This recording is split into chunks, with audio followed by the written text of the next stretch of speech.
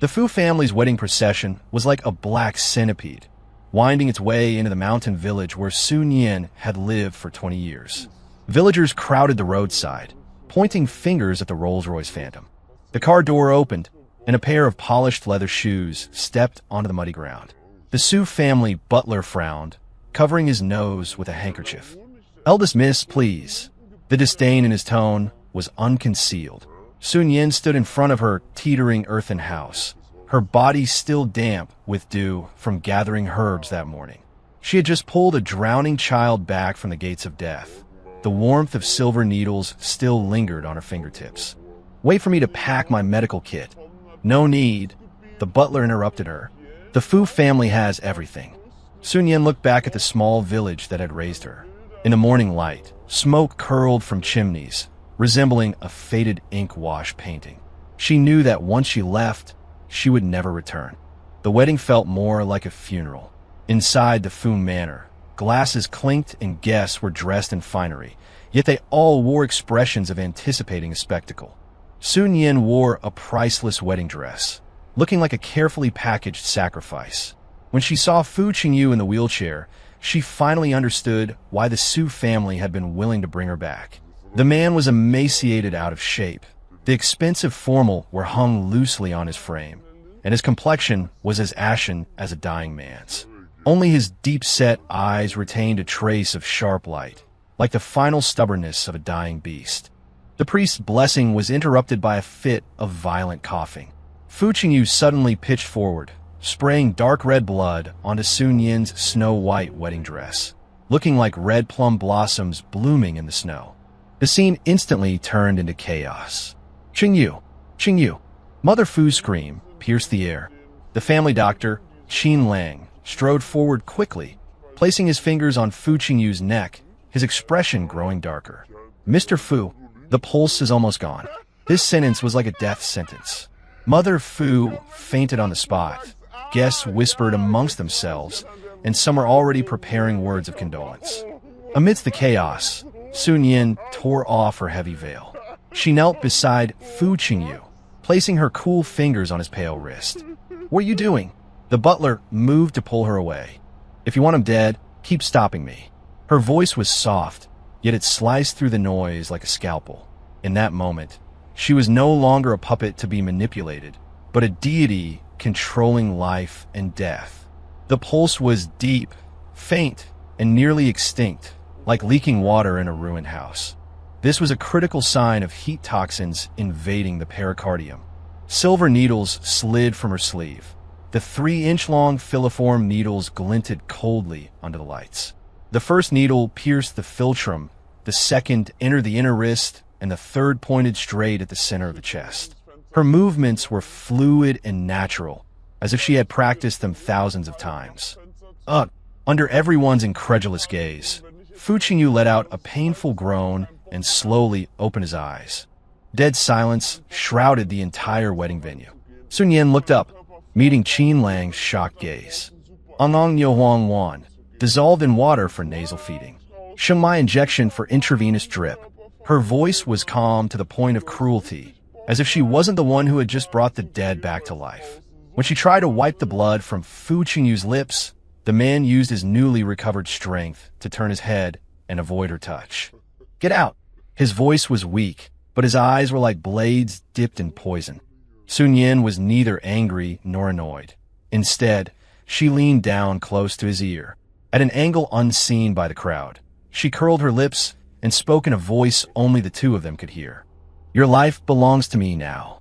Fu Qingyu, I specialize in curing the defiant."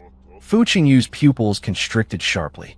Distant bells rang out, startling a flock of white doves.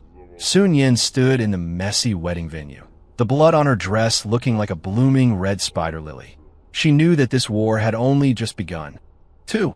On the wedding night, Fu Qingyu's master bedroom was transformed into an intensive care unit.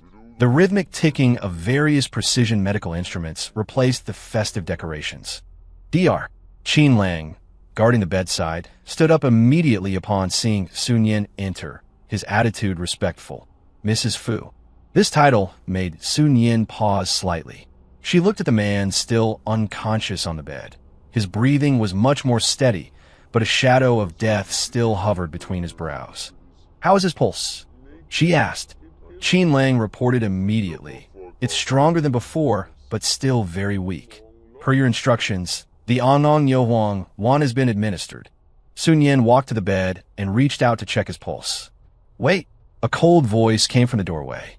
Mother Fu walked in with two servants, her gaze scraping over Sun Yin like a knife. "Who allowed you to touch my son?" Sun Yin's hand stopped in midair. "Mom, I'm checking Qingyu's pulse." "No need." Mother Fu walked to the bedside, like a lioness protecting her cub. "Having DR, Qin here is enough. What does a country girl like you know about medicine?" "It was just blind luck today."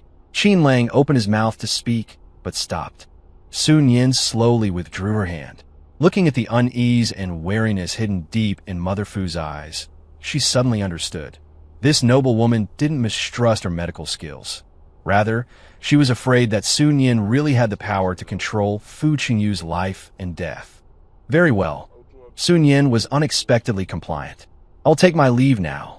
As she turned, the hem of her dress brushed against the foot of the bed, stirring up a very faint scent of medicinal herbs. That night, no one at the Fu Manor slept. At 5 in the morning, Sun Yin was startled awake by a flurry of knocking. She threw on a coat and opened the door to find the old butler standing outside, his face full of anxiety. "Young madam, the young master has a high fever again." The master bedroom was in chaos. Fu Qingyu was convulsing painfully on the bed, his forehead frighteningly hot. Qin Lang was injecting him with a sedative, but it was having little effect. Seeing Sun Yin, Mother Fu looked as if she had grabbed onto a life-saving straw, yet also like she was making a final struggle. "You, hurry and take a look at him." Sun Yin, however, was in no rush. She walked to the window first and pulled open the heavy curtains with a swish, letting the morning light flood in. "Remove these instruments first." "What?" Qin Lang froze. "The noise is too loud. It disturbs his peace of mind." Sun Yin's voice was soft, but carried an unquestionable authority. "The patient needs quiet. Not all of you fussing around him like this." Only then did she walk to the bedside and place 3 fingers on Fu Qingyu's wrist. "The heat toxin hasn't cleared, and he's contracted an external pathogen." She withdrew her hand. "Who opened the window last night?" A servant fell to her knees with a thud. It was me." The young master said it was stuffy. "He is a comatose patient right now." Sun Yin's gaze swept over Mother Fu. "How could you listen to the patient?" The remark was pointed, and Mother Fu's face instantly turned pale. Sun Yin opened the wooden medical box she had brought, took out a porcelain bottle, and poured out 2 jade green pills. "Heart-clearing detox pills. Administer them with honeysuckle water." Mother Fu wanted to intervene, but Qin Lang had already taken the pills. "Mrs. Fu, trust the young madam." Less than a quarter of an hour after taking the medicine, Fu Qingyu's convulsions gradually ceased, and his breathing became steady. Most miraculously, the deathly pallor between his brows had actually faded slightly. The room was filled with silence, save for the rhythmic ticking of the instruments. Sun Yin walked up to Mother Fu, her voice remaining calm. "Now, I touch your son?" Mother Fu opened her mouth, but ultimately stepped back in defeat. After breakfast, Sun Yin encountered an unexpected person in the garden. Old Zhou, the Fu family gardener, was squatting beside the rose bushes, his face pale and cold sweat streaming down. "Old Zhou, is your back pain acting up again?" a passing servant asked. Old Zhou nodded with difficulty, unable to speak a word. Sun Yin walked over. "Let me see." Old Zhou looked at the new young madam in surprise. Before he could refuse, Sun Yin's hand was already pressing on the shunshu acupoint on his lower back. "Does it hurt here?" Old Zhou sucked in a breath of cold air. Sun Yin took out the silver needles she carried with her. After sterilizing them, she placed needles at the shunshu, weizhong, and yanglingquan points. Her technique was astonishingly fast. "This is a blockage caused by cold and dampness. Your meridians are obstructed." She spoke while manipulating the needles. "You slept in damp places when you were young, causing this chronic issue, didn't you?" Old Zhou's eyes widened. How did you know?" When the needles were removed, Old Zhou tried moving his waist and found that it actually didn't hurt anymore. Overcome with emotion, He was about to kneel and kowtow, but Sun Yin stopped him. "I'll write you a prescription for Guiji Fuzi decoction. Drink 3 doses and you'll be fine." This scene was taken in entirely by Fu Qingyu from behind the second-floor window. He had woken up at some point and was leaning against the headboard, gazing with a complex expression at the slender figure in the garden. "Have you looked into it?" he asked the assistant behind him. Sun Yin, 22 years old, grew up in a mountain village in the south.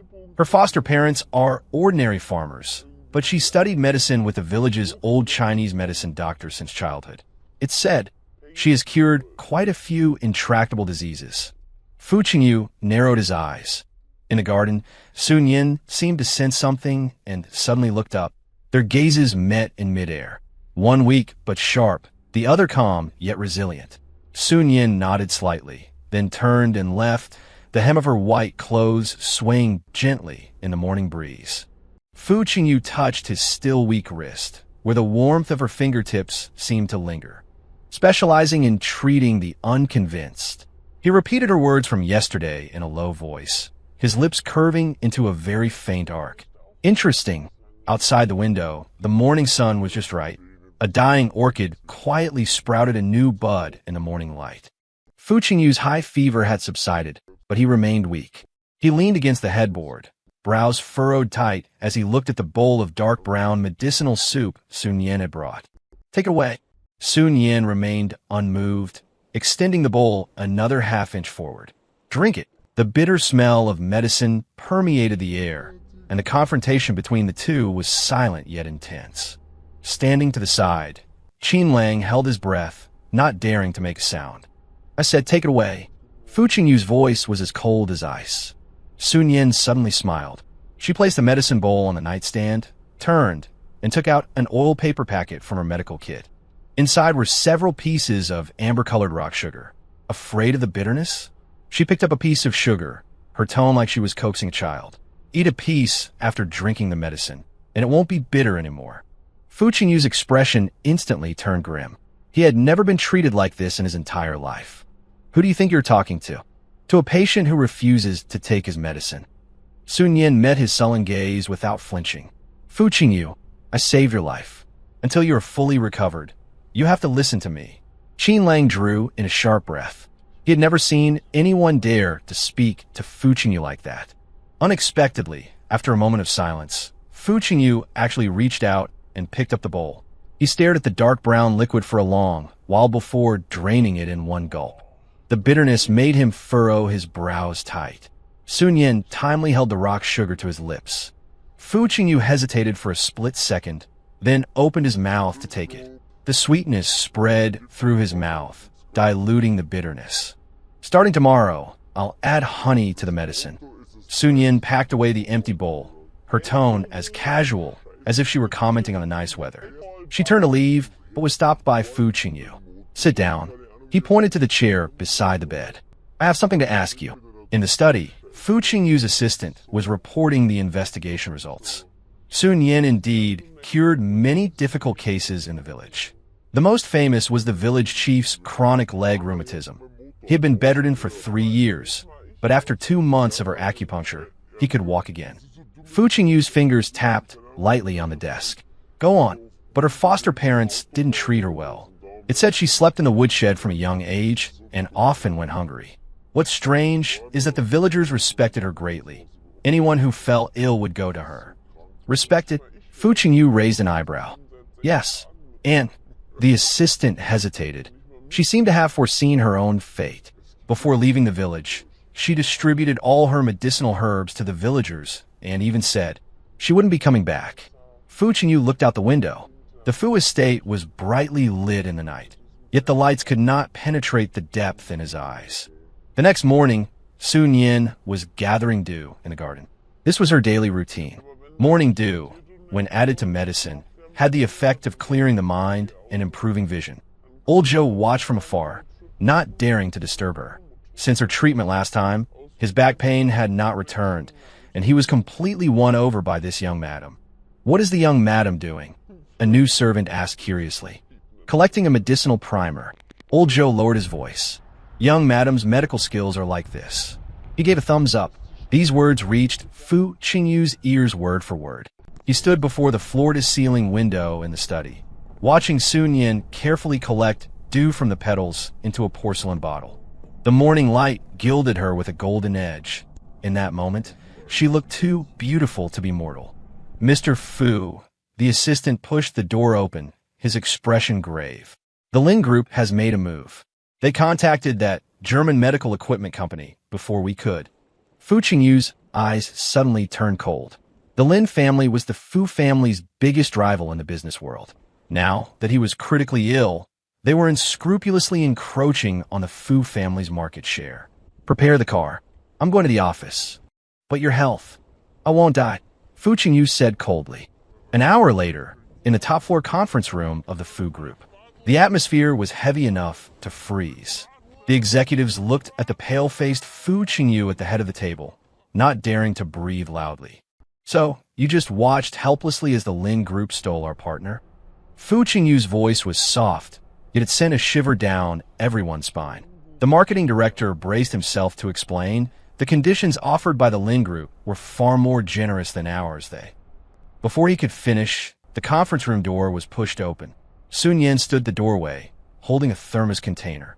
She wore a simple white dress, looking completely out of place in this gathering of elites. Why are you here? Fu Qingyu frowned. To deliver medicine. Sun Yin walked up to him and placed the thermos on the table. You forgot to take your medicine. The room fell dead silent. Everyone was stunned. Fu Qingyu was notorious in the business world for his bad temper. No one had ever dared to interrupt his meeting like this. Even more shocking was that Fu Qingyu didn't get angry. He simply stared at Sun Yin for a moment, then reached out and opened the thermos. The bitter scent of medicine wafted through the air. Just as Fu Qingyu was about to drink the medicine, Sun Yin suddenly pressed down on his hand. Wait! Her gaze swept over the executives present before finally landing on the face of the marketing director. Sir, have you been suffering from insomnia, vivid dreams, a dry mouth, and a bitter taste lately? The marketing director was stunned. How did you know? Excessive liver fire, Sun Yin said indifferently. I suggest you stay up late less often and avoid losing your temper. Otherwise, within 3 months, you will inevitably fall seriously ill. She then looked at another executive. You have a weak stomach and suffer from frequent acid reflux and heartburn. Then she turned to another. You have cervical spine issues. Your right hand often goes numb. She pointed out the health problems of several people in the room one by one with absolute precision. The conference room fell into a dead silence. Only then did Sun Yin turn to Fu Qingyu, her voice soft yet clear. Being competitive and aggressive in the business world damages the liver qi the most. Your illness stems from long-term pent-up anger. If you do not rest and cultivate tranquility, even the legendary Dr. Hua Tuo Reborn would not be able to save you. Fu Qingyu looked deeply at her, the emotions in his eyes complex and unreadable. After a long while, he picked up the medicine bowl and drained it in one go. Meeting adjourned. He set down the empty bowl and addressed the room of shocked executives. We will resume discussion tomorrow. Sun Yin took the empty bowl with a faint smile. As she turned to leave, the hem of her skirt traced an elegant arc. Fu Qingyu watched her retreating figure, his fingers unconsciously caressing the handle of the thermal container. In that moment, it suddenly occurred to him that this forced marriage might not have been his worst decision. Fu Qingyu discovered that Sun Yin had quietly woven an invisible web throughout the Fu manor. Poria and Chinese yam were added to his breakfast porridge. The incense in his study was changed to soothing sandalwood. Even his usual coffee was replaced with rose tea to relieve stagnation. What he found most intolerable was Sun Yin's rule that he must retire for the night by 10:00 p.m. I am a patient, not a prisoner. He smashed his third medicine bowl. Sun Yin simply cleaned up the shards in silence, then returned with a fresh bowl. The liver governs the free flow of qi. Anger causes qi to rise. Every time you lose your temper, your recovery is delayed by 3 days. Her voice was always so calm, like a clear mountain spring, leaving his anger with nowhere to vent. But what truly made Fu Qingyu start to take this auspicious bride seriously was what happened next. On Monday morning, the Lin Group suddenly announced the acquisition of one of the Fu Corporation's key partners. When the news arrived, Fu Qingyu was undergoing rehabilitation. He stood up abruptly, his vision going black, and nearly collapsed. "Get the car ready." He braced himself against the wall, his face ashen. "You aren't going anywhere." Sun Yin blocked his path. "Move." Fu Qingyu's voice was cold enough to freeze water. "You don't understand business matters." Sun Yin smiled. "I don't need to understand business. I only need to understand you. Your pulse is currently wiry and rapid, and your liver yang is hyperactive. If you force yourself to go out now, at best you will have a splitting headache. At worst, you will suffer a stroke and paralysis." She took out her acupuncture kit. "Lie down. I'm going to give you acupuncture." Fu Qingyu almost pushed her away, but paused when he met her gaze. Those usually calm, ripple-less eyes now held an unquestionable authority. Inexplicably, he lay down. Silver needles pierced the Taichung, Xinjiang, and Fengqi points. Sun Yin's technique was gentle, yet the sensation was so strong it made his whole body tremble. He suddenly realized that his violent irritability had miraculously subsided. "These are key points on the liver meridian, used to soothe the liver and regulate qi," Sun Yin said, twirling the ends of the needles. "Now you can calmly think of a strategy." Just then, Fu Qingyu's phone rang. His assistant sounded anxious on the other end. "Mr. Fu, the Lin Group has..." "Get to the point." Fu Qingyu's voice was unusually calm. After listening to the report, he fell silent. It turned out the Lin Group had succeeded so quickly because they had bribed a senior executive close to him. After hanging up, Fu Qingyu looked at Sun Yin. "How did you know I needed to be calm?" "Observation, auscultation, inquiry, and palpation. Observation comes first." Sun Yin began removing the needles. "This morning, the furrows between your brows were deep, and your face was flushed with bloodshot eyes. These are typical signs of excessive liver fire. Decisions made in such a state are wrong 9 times out of 10. Fu Qingyu remained silent for a long time. That night, Fu Qingyu developed a low-grade fever. Sun Yin stayed by his bedside, wiping his forehead with a damp towel. In the dead of night, she heard him muttering in his sleep, "No, I can't lose again." In that moment, she suddenly saw the vulnerability deep within this powerful man. At 3 a.m., Fu Qingyu woke up to find Sun Yin still keeping watch by his bed. She had fallen asleep, leaning against the back of the chair, still clutching the semi-dry towel in her hand. Moonlight filtered through the sheer curtains, illuminating her quiet, sleeping face. In this moment, she was no longer the doctor who was calm to the point of coldness, but simply an exhausted young girl. Fu Qingyu reached out gently, wanting to brush away the stray hairs on her forehead. Sun Yin suddenly startled awake. Their eyes locked, and the air seemed to freeze. "You have a fever." She was the first to look away, reaching out to touch his forehead. This time, Fu Qingyu didn't pull away. Her fingertips were cool, yet soft to the touch. "Why did you watch over me?" he asked. "You are my patient," she answered quickly. So quickly it sounded like a rehearsed line. Fu Qingyu didn't ask anything else. He simply watched her as she busied herself preparing medicine and checking his temperature, suddenly feeling that this illness perhaps wasn't so terrible after all. The next day, Fu Qingyu did something that stunned everyone. During a high-level video conference, he announced in front of all the directors, "From now on, Sun Yin is solely responsible for my health. Her decisions are my decisions." Even Sun Yin was taken aback. After the meeting ended, Fu Qingyu stopped her as she was about to leave. "From now on," he said, looking in her eyes, "I'm putting myself in your hands." His words carried a hint of ambiguity, causing the tips of Sun Yin's ears to flush slightly. But she quickly regained her composure. "Then please, President Fu, follow the doctor's orders strictly." She handed him a schedule, densely packed with notes and instructions. Fu Qingyu took the sheet, the corners of his lips curling up slightly. "Dr. Su, has anyone ever told you?" "Told me what?" "That you look very beautiful when you're serious." Sun Yin's heart skipped a beat. She turned and walked away, her pace much faster than usual. Watching her slightly flustered, retreating figure, Fu Qingyu smiled from the bottom of his heart for the first time. Outside the window, it had started to rain unnoticed.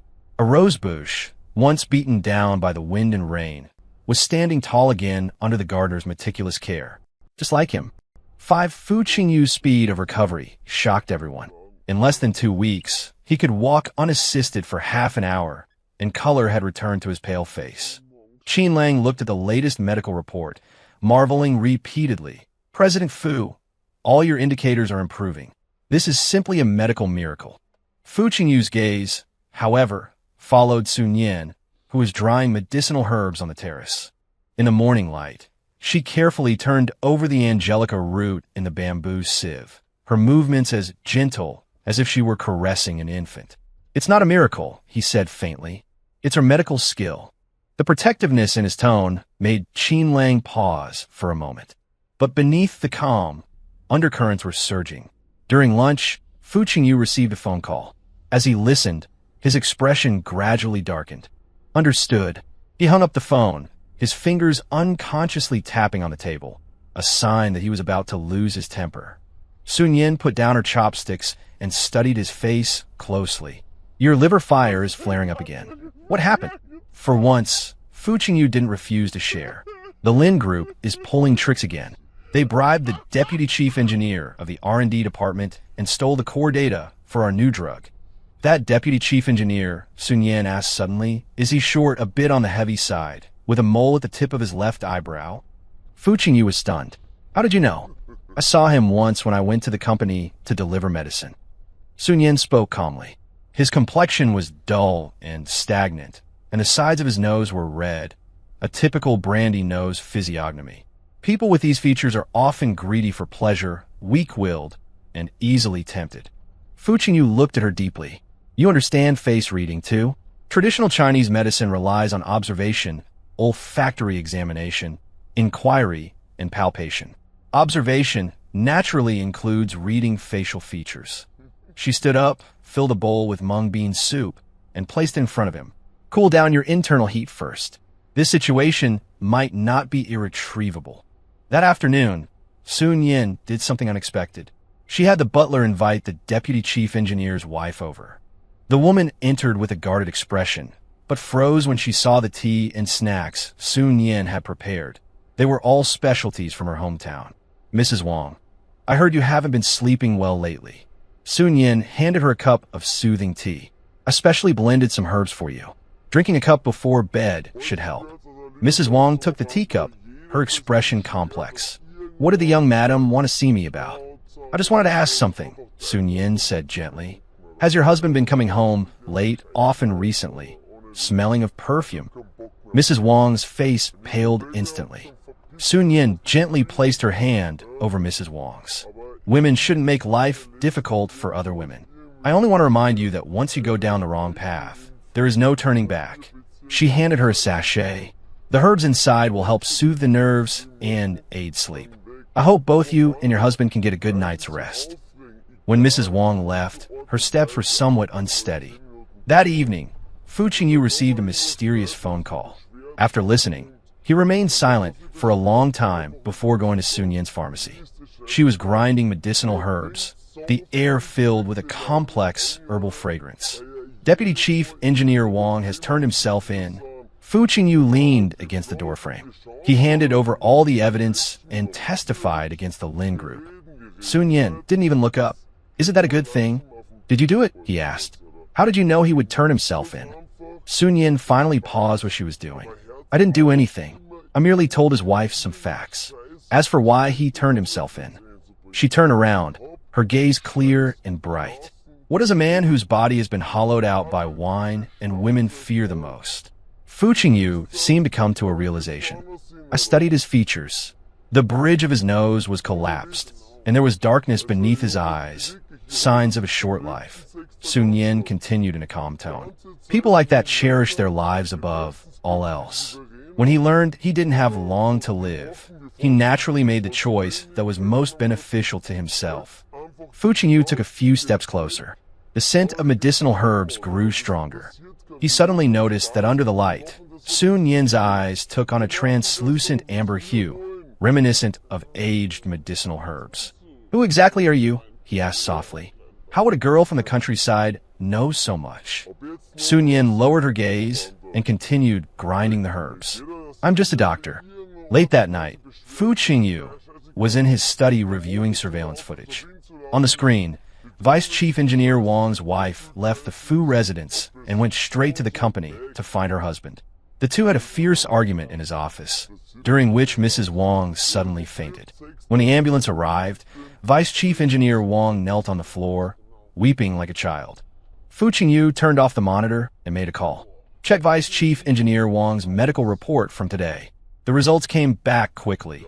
Terminal liver cancer, 3 months left at most. Fu Qingyu sat in the darkness, motionless for a long time. He thought of Sun Yin's mention of the signs of a short life, her certain gaze, and her focused profile as she prepared the medicine.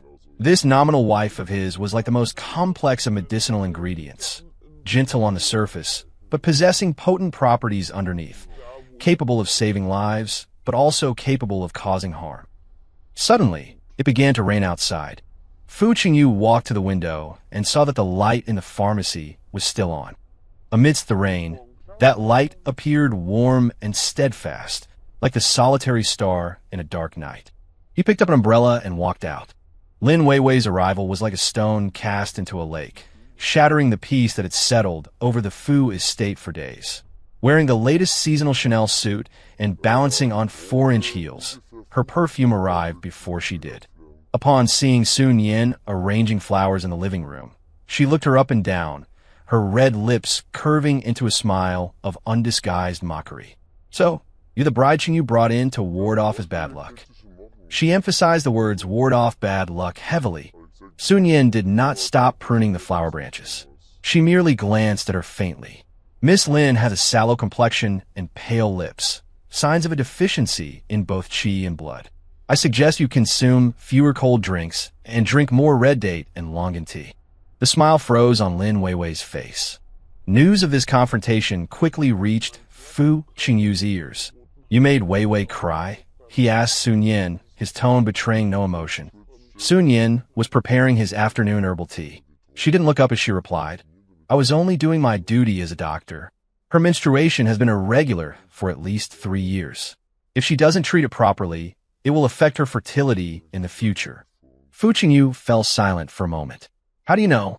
Basic observation, she said, placing the prepared herbs into the teapot. Although she wore heavy makeup, the dullness at her temples and the acne on her chin are manifestations of hormonal imbalance. Coupled with how she kept pressing her hand against her lower abdomen just now, she's suffered from dysmenorrhea for at least 5 years, hasn't she? Fu Qingyu had to admit, he was shaken. Lin Weiwei did indeed have severe menstrual pain. It was an open secret within their circle. A healer's heart is benevolent, Sun Yin said, pushing the brewed tea toward him. In my eyes, there are only patients, not romantic rivals. She said this so frankly that Fu Qingyu didn't know how to respond.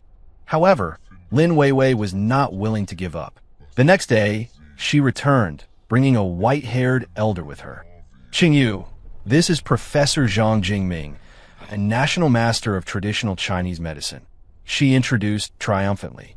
I specially invited him to examine you. Some people use amateur tactics, learn from God knows where. Don't let them delay your treatment. Zhang Jingming stroked his beard, his posture arrogant. Mr. Fu, let this old man check your pulse. Fu Qingyu looked at Sun Yin, but she simply smiled faintly. Please, Professor Zhang. Zhang Jingming closed his eyes to feel the pulse. After a long while, he opened them.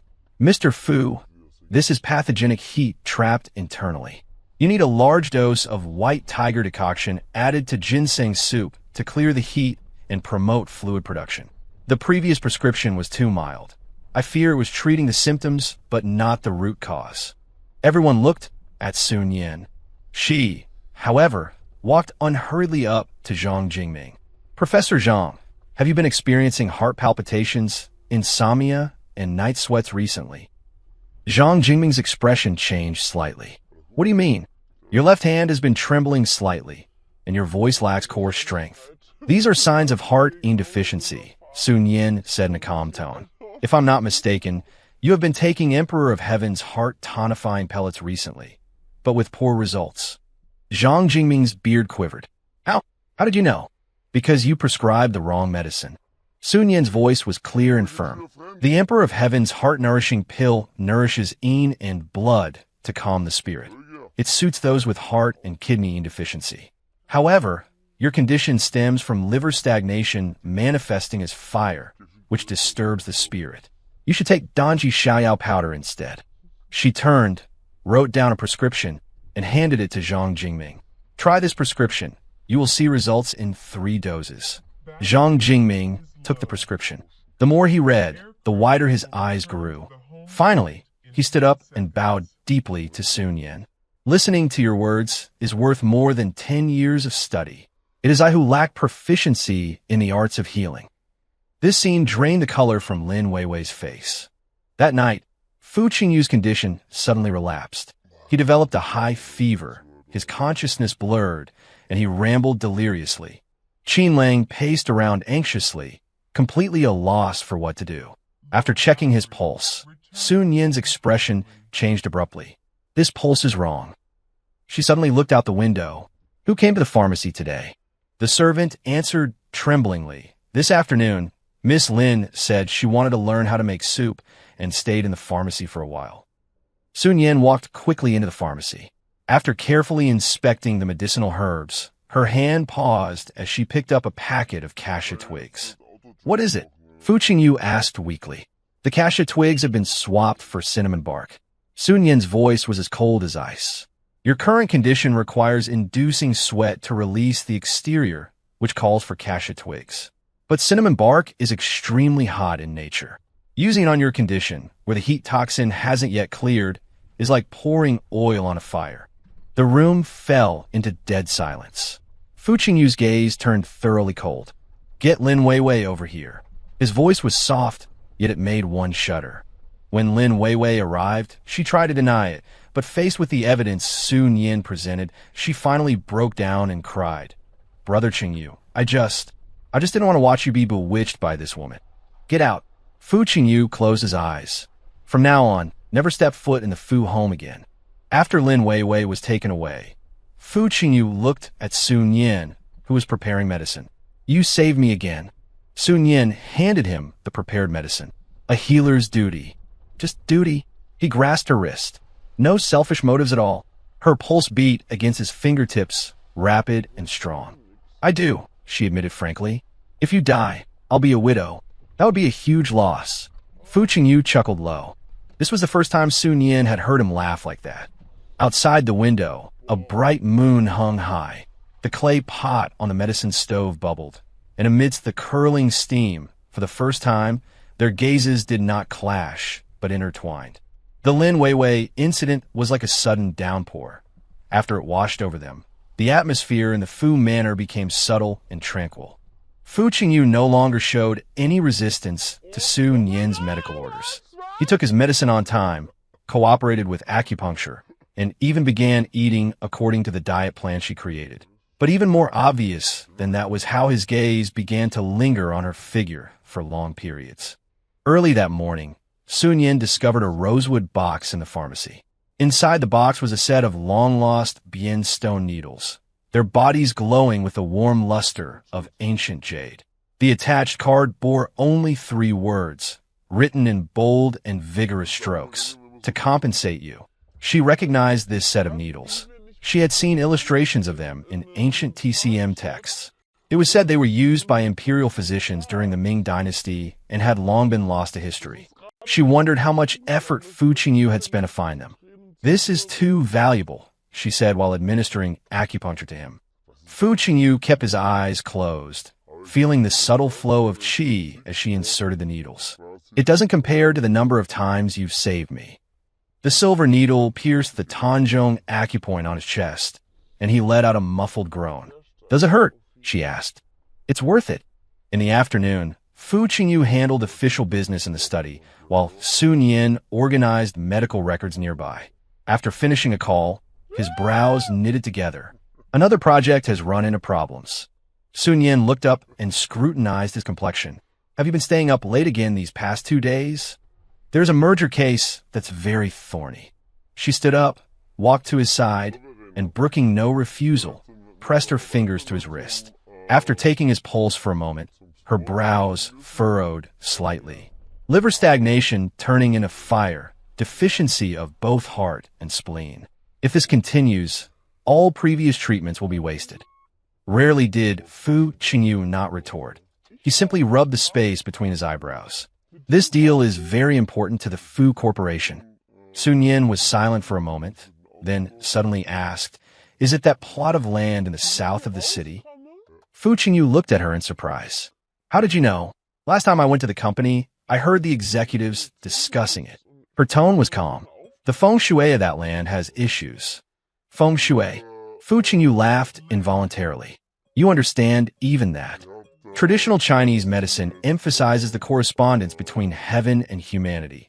People and their environment are one." She walked to the window and pointed south. "That land has an elevated highway in front, like a slashing knife, and polluted water surrounding the back.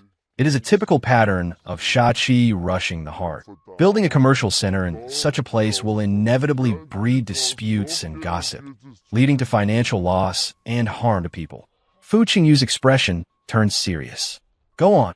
Simply put, the energy field of that land amplifies negative emotions in decision-makers, making them irritable and prone to errors in judgment. She looked back at him. "Your insomnia and vivid dreams these past few days are a result of its influence." Fu Qingyu fell into deep thought. Indeed, since starting this project, internal conflicts within the team had been ceaseless. Key executives had made successive mistakes, and even he himself had become unusually agitated. "Is there a solution?" Sun Yin took out an ancient bronze coin, tied it with a red string, and hung it in the southeast corner of the study. "First, we neutralize the malevolent energy in the house. As for that land," she smiled faintly, "I actually have an idea." 3 days later, the Fu Group announced modifications to the plans for the South City project. The original commercial center was transformed into a TCM wellness town, with plans adding vast medicinal herb plantations and rehabilitation therapy centers. Even more unexpected was that Fu Qingyu had invited several titans of the traditional Chinese medicine world to serve as project consultants. As soon as the news broke, public opinion was in an uproar. Everyone thought Fu Qingyu had lost his mind. However, at the project briefing, Fu Qingyu's performance silenced all the skeptics.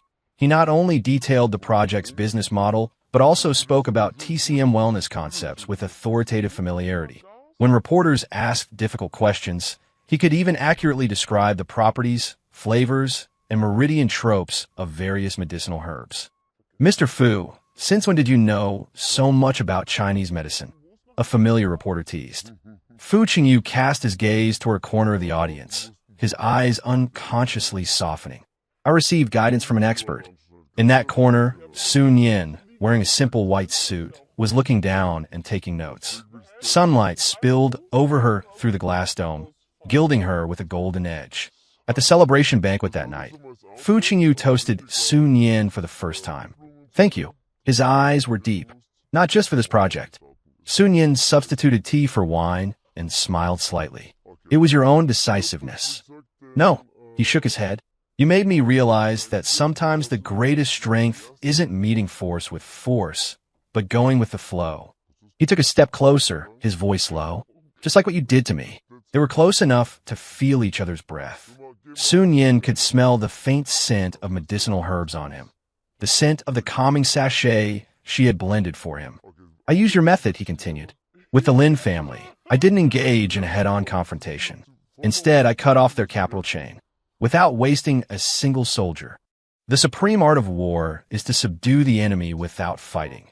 The next best is to disrupt their alliances." Sun Yin quoted the art of war.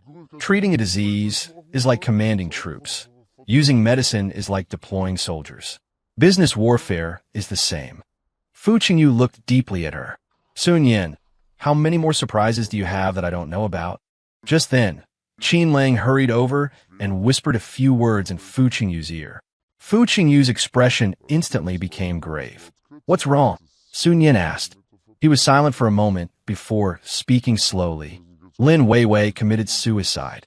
Sun Yin's pupils contracted sharply. Outside the window, the night was deep, The sky, which had just cleared, was gathering new dark clouds. Lin Weiwei's emergency surgery lasted 6 hours. When Fu Qingyu and Sun Yin arrived at the hospital, Lin Weiwei's parents rushed up with red eyes. Mrs. Lin's hand almost slapped Sun Yin's face. "It's all you jinx. You forced Weiwei to her death." Fu Qingyu pulled Sun Yin behind him to protect her, his gaze cold. "Mrs. Lin, please conduct yourself with dignity."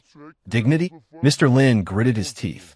"Fu Qingyu, if anything happens to my daughter, the Lin family is not done with you." The operating room doors opened at that moment. The doctor walked out and removed his mask. "Her life is saved, but she lost too much blood and is still in a coma. Furthermore," he paused, "Ms. Lin was pregnant. The baby didn't make it." The news exploded like a thunderclap. Mrs. Lin fainted on the spot. Mr. Lin glared at Fu Qingyu, looking as if he wanted to skin him alive. "You'd better give me an explanation." In a car on the way back, the atmosphere was so heavy it felt tangible. Sun Yin suddenly spoke. "The child wasn't yours." Fu Qingyu turned his head sharply. "How do you know?" "The pulse." Sun Yin's tone was calm.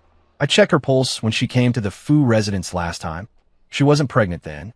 Moreover," she paused, "she suffers from cold stagnation in the uterus and disharmony in the Chong and Rim meridians. It is extremely difficult for her to conceive to begin with. Even if she did, it would be hard to keep the baby." Fu Qingyu's gaze became complicated. "You can diagnose even that. In Chinese medicine, we believe the affinity for children is also destined." Sun Yin gazed at the passing lights outside the window. She forced too many things that didn't belong to her, and in doing so, damaged her foundation. The next day, the truth came to light. After waking up, under her parents' interrogation, Lin Weiwei finally admitted that the child belonged to one of her personal trainers. She had intended to use the child to force Fu Qingyu's hand, but she ended up outsmarting herself. "Brother Qingyu, I just love you so much." She sobbed uncontrollably into the phone. Fu Qingyu hung up without hesitation. When he walked into the pharmacy, Sun Yin was pounding herbs. The sound of the pestle striking the mortar was steady and rhythmic, as if soothing away all the chaos. "Did you know all along?" he asked. Sun Yin did not look up. A healer can diagnose an illness, but cannot cure the human heart. Fu Qingyu sat down across from her. If you hadn't exposed her switching the medicine that day, perhaps she would have resorted to even more extreme measures. Sun Yin paused her movements and looked straight into his eyes. "Fu Qingyu, your biggest problem is that you always take the blame for others' mistakes. In Chinese medicine, this is known as worry injuring the spleen, and it is the root cause of your lingering illness." He was stunned. Lin Weiwei's obsession wasn't caused by me, nor by you. Her voice was soft, yet every word was clear.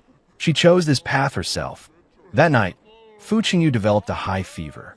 The illness came on fast and fierce. His body was burning hot, his consciousness blurred, and he was plagued by constant nightmares. Qin Lang tried various methods, but his temperature refused to come down. After checking his pulse, Sun Yin's expression turned grave. "This isn't an external infection. It is an injury caused by emotions. The 7 emotions are repressed internally, transforming into fire." She took out her finest silver needles and inserted them into the Laogong point on his hand and the Taichung point on his foot. These were crucial points for clearing the heart and draining fire.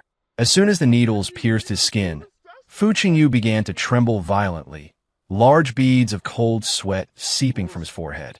"Bear with it." Sun Yin held down his restless hand. "The pent-up fire must be released, or it will become a chronic malady." Half an hour later, Fu Qingyu's temperature began to drop. He opened his eyes wearily to see Sun Yin sitting by the bed, wiping his sweat with warm water. "You've saved me once again." His voice was hoarse. "This time is different." Sun Yin shook her head. "I am your doctor. Curing your heart's affliction is my duty." She put down the towel and looked into his eyes. "Fu Qingyu, how much longer are you going to let the past trap you?" He fell silent. Moonlight streamed in through the window, casting chiaroscuro shadows on his face. "When I was 10, I watched with my own eyes as my mother jumped from the rooftop of the Fu family home." He spoke suddenly, his voice terrifyingly calm. "That day, She had a huge argument with my father because he had brought his mistress home. Sun Yin's hand trembled slightly. Everyone says the Fu Corporation was founded solely by my father, but few know that the initial investment came from my mother's dowry. He forced a sarcastic smile. She didn't get a single apology, even up to her death. Is that why you work so desperately? To make the Fu Corporation the biggest? I want to prove that even without him, I can succeed. His eyes were as dark as the night. I want to make everyone who abandoned the Fu family regret it. Sun Yin gently held his hand. This time, he did not pull away. Liver stagnation and qi blockage, turning into fire over time. She spoke softly. The root of your illness was planted 20 years ago. Outside the window, a light rain had begun to fall unnoticed. The patter of the rain sounded like a soft sigh for someone. Fu Qingyu tightened his grip on her fingers, squeezing hard enough to cause her pain. Sun Yin, he asked in a low voice, can you cure me? Her answer dissipated into the rainy night. Light as a vow. I will do my best. 9. Fu Qingyu's right arm was slashed by shattered glass, leaving a wound so deep the bone was visible. Blood soaked his expensive suit shirt, dripping onto the marble floor and blooming into shocking red flowers. Yet he seemed to feel no pain, staring dead at the direction the crazed driver had fled, his eyes as cold as Siberian permafrost. Are you crazy? Sun Yin tore a strip from the hem of her shirt, moving deftly to apply pressure and stop the bleeding. Why did you block it with your hand? He finally withdrew his gaze and looked down at her. She was kneeling beside him, focused entirely on treating his wound. Her thick lashes cast a small shadow beneath her eyes, trembling slightly. The direction he rammed into us from, Fu Qingyu's voice was raspy from blood loss, was targeting your driver's seat. Sun Yin's hand paused in its bandaging. The Fu Manor was once again shrouded in a tense atmosphere. Qin Lang stitched up Fu Qingyu's wound, his expression grave. The wound is very deep. It missed the radial artery by a hair. Mr. Fu, you need to rest and recover properly. But Fu Qingyu seemed not to hear him, ordering his assistant coldly. Investigate the origin of that car, the driver's background, and anyone who has been in contact with the Lin family recently. Do you think this is retaliation from the Lin family? Sun Yin brought over the freshly brewed herbal soup. The dark liquid gave off a bitter aroma. I don't think so. I know so. Fu Qingyu took the medicine bowl with his uninjured left hand and drained it in one gulp, not even knitting his brows. Lin Weiwei's father won't let this go. Sun Yin looked at his face, pale from blood loss, and his eyes burning with cold fury. She suddenly reached out and placed her fingers on his uninjured left wrist. Excessive liver fire, restless heart pulse, she diagnosed. What you need now is recuperation, not revenge. Fu Qingyu pulled his hand back. Sun Yin, this isn't your concern. I am your doctor. She didn't back down. Your physical condition is my business. The two stared at each other. The air seemed to freeze. The servants held their breath, daring not to make a sound. Finally, Fu Qingyu looked away first. He leaned back against the headboard wearily and closed his eyes. Suit yourself. Late at night, Sun Yin brought a fresh batch of healing salve to the master bedroom. Fu Qingyu was asleep, but fitfully. His forehead was covered in a fine sheen of cold sweat, and his brows were knit tight, as if he were trapped in a nightmare. She gently lifted the covers to examine the wound on his right arm. The stitches were red, a sign of inflammation. Just as she was about to apply the medicine, Fu Qingyu jolted awake, his left hand gripping her wrist like an iron clamp. Ooh! His gaze turned sharp after a moment of confusion. Seeing it was her, he slowly released his grip. It's you. Did you have a nightmare? She calmly rotated her wrist, which hurt from his grip. He didn't answer, only looking at the ointment in her hand. What is that? White jade regenerating salve. I made it myself. It promotes healing and prevents scarring. She scooped up a little with a bamboo spatula and carefully applied it around his wound. The ointment felt cool against his skin, quickly soothing the burning pain. Fu Qingyu's tense body gradually relaxed. You always have a way, he said suddenly. What? No matter how bad the situation is, you always have a solution. His voice sounded exceptionally low in the night, just like how you suddenly appeared in my life and pulled me back from the gates of hell. Sun Yin didn't stop applying the medicine. I'm a doctor. Curing the sick and saving lives is my duty. Just your duty? He repeated the question, but this time his tone was different, carrying a hint of probing. Sun Yin didn't answer. She focused on finishing the wound treatment and bandaged it up again. Go to sleep, she said, tucking him in. I'm here.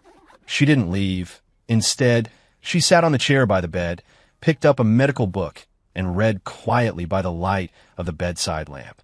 Fu Qingyu watched her profile, softened by the lamplight, and suddenly spoke. Since my mother passed away, no one has ever watched over me like this. Sun Yin's fingers paused as she turned a page. When I was young, every time I got sick, she would sit up all night with me like this. His voice was faint, as if he were talking to himself. After she was gone, my father would only stand by my sickbed and scold me for falling behind on my studies. This was the first time he had voluntarily revealed the most tender wound in his heart to her. Sun Yin put down her book and walked to the bedside. She didn't speak. She simply reached out and gently covered his uninjured left hand with hers. Her hand was small and soft, yet it carried a firm strength. Fu Qingyu turned his hand to clasp hers. His grip wasn't tight, yet it allowed no escape. Sun Yin, he looked at her, his eyes as deep as the ocean. Stay. It wasn't an order, nor was it a request. It was a solemn decision. Moonlight flowed in through the window, casting their shadows on the wall where they intertwined, indistinguishable from one another. That night, Fu Qingyu slept exceptionally well, and Sun Yin watched over him the entire night until the break of dawn. Morning light filtered through the thin mist, draping the Fu estate in a soft veil of gauze. Sun Yin was in the herb garden picking dew-covered honeysuckle. As her fingers brushed against the leaves, she suddenly felt a wave of dizziness. She grabbed the bamboo trellis next to her for support, closed her eyes to focus, and felt an unusual pulsation within her body. What's wrong? Fu Qingyu's voice came from behind her. He was wearing dark gray loungewear, his right arm still in a sling, but his color was much improved. Sun Yin quickly straightened up, shifting the basket of herbs to her other side. It's nothing. I just got a little dizzy from squatting too long. He walked up to her, scrutinizing her face. You don't look well. Maybe because I haven't had breakfast yet. She tried to step around him, but he blocked her path with his uninjured left hand. Let me see. His tone brooked no refusal. Sun Yin helplessly extended her wrist. Fu Qingyu's warm fingertips rested on her cold skin. His movements were unpracticed yet earnest. He was using the basics of pulse diagnosis she had taught him recently. Well, Dr. Fu, she asked teasingly. His brow gradually furrowed. Your pulse is very strange. Strange how? It's very fast, but also very weak. He struggled to recall the knowledge of pulse diagnosis she had taught him. It's light. The vibration of a zither string stretched to its breaking point. Sun Yin was slightly startled. She hadn't expected that after studying for such a short time, he could already perceive such subtle changes. It is a slippery pulse. She withdrew her hand, her tone calm. I am pregnant. Fu Qingyu froze in place. The morning breeze swept across the herb garden, carrying the fresh scent of various medicinal herbs. Birdsong drifted from the distance, while nearby, the sound of dew sliding off leaves could be heard. Time seemed to stand still. How long? He finally spoke, his voice husky. Over a month. She bent down to continue picking honeysuckle, her movements remaining composed. During that time, when your condition relapsed, Fu Qingyu grasped her wrist. His grip was light this time, yet it carried a firmness that allowed no escape. Why didn't you tell me? Tell you what? She raised her eyes to look at him. That your bride, brought in for luck, actually brought you an heir? The self-mockery in her words tightened his chest. Sun Yin, he called her by her full name, enunciating every syllable with heavy emphasis. This is our child. I know. She looked down at her lower abdomen, her gaze complex, but I need time to confirm whether this child can be kept. What do you mean? I have had a cold constitution since childhood. It was never easy for me to conceive. Her voice was faint, coupled with the mental and physical toll of treating your illness recently. The pregnancy is unstable. It still needs observation. Only then did Fu Qingyu notice the dark shadows under her eyes and a complexion paler than usual. These details, previously ignored by him, now became needles pricking at his heart. From today on, hand everything over to others. He spoke decisively. You only need to rest and recover. Sun Yin shook her head. No, your injuries haven't healed yet, and the threat from the Lin family hasn't been lifted. Besides, she paused for a moment. This child hasn't come at the right time. What do you mean? His gaze turned sharp abruptly. Fu Qingyu, have you thought about it? She met his gaze. Between us, from the very beginning, it has been a transaction. This child will only make everything more complicated. A transaction? He took a step forward, the tip of his nose almost touching hers. You think what we have is just a transaction? Is it not? She retorted. You needed someone to bring you luck, and I needed a shelter. We each took what we needed, a fair trade. His gaze darkened, churning with emotions she couldn't decipher. Sun Yin, you really are the most heartless woman I have ever met. He spoke through gritted teeth. Ruthless to yourself, and even more ruthless to others. She remained silent. Suddenly, he bent down and swept her up into his arms. What are you doing? She exclaimed, her hand instinctively protecting her lower abdomen. Going back to the room to rest. He carried her toward the main building, his steps steady, not looking at all like a wounded man. Since you think it's a transaction, then let's renegotiate the terms. He placed her gently on a large bed in the master bedroom, then sat on the edge, his gaze burning as he looked at her. Condition 1. From today on, you move back into the master bedroom. Condition 2. All the work of decocting and preparing medicine is to be left to the servants. You are only responsible for writing the prescriptions. Condition 3. He reached out and gently covered her lower abdomen. This child, I want to be born safely. Sun Yin looked at the earnestness in his eyes, and the hardest part of her heart seemed to be gently touched by something. Then what is your condition? He leaned down and whispered in her ear, My condition is, try to trust me, just as I trust your medical skills. His breath brushed against her ear, carrying the scent of medicine and a certain tenderness she dared not delve into deeply. Outside the window, the morning sun finally broke through the mist, bathing the entire bedroom in brilliant gold. In the herb garden, the honeysuckle stretched its branches and leaves under the sunlight, and the tiny flower buds were quietly blooming. Sun Yin closed her eyes, feeling the faint heartbeat beneath her palm. Perhaps some destinies are doomed from the very start to be more than just a transaction. 11 Fu Qingyu's study changed its appearance overnight. The sharp corners of the desk were wrapped in soft bumper strips. The sleek marble floor was covered with a thick cashmere carpet, and even the agarwood incense he was accustomed to had been replaced by a soothing incense specially made by Sun Yin. The elegant scent of silk tree flowers and wild jujube seeds flowed quietly through the room. There is no need for this, Sun Yin said softly, watching his back as he personally adjusted the room temperature. Fu Qingyu turned around and placed a cup of warm longan and red date tea into her hands. Qin Lang said the first 3 months are the most critical. His gaze fell upon her still flat lower abdomen, where a secret lay hidden that neither of them dared to disturb. Sun Yin took the cup. The temperature was just right, and the sweetness was precise. He had remembered even the slightest nuances of her taste. However, beneath the calm, the undercurrents never ceased. 3 days later, the stock price of the Fu Group plummeted. Rumors circulated that Fu Qingyu was critically injured with no hope of recovery, and that the Fu family had no successor. Clearly, someone was fueling the fire from the shadows. Inside the study, the executives all wore grave expressions.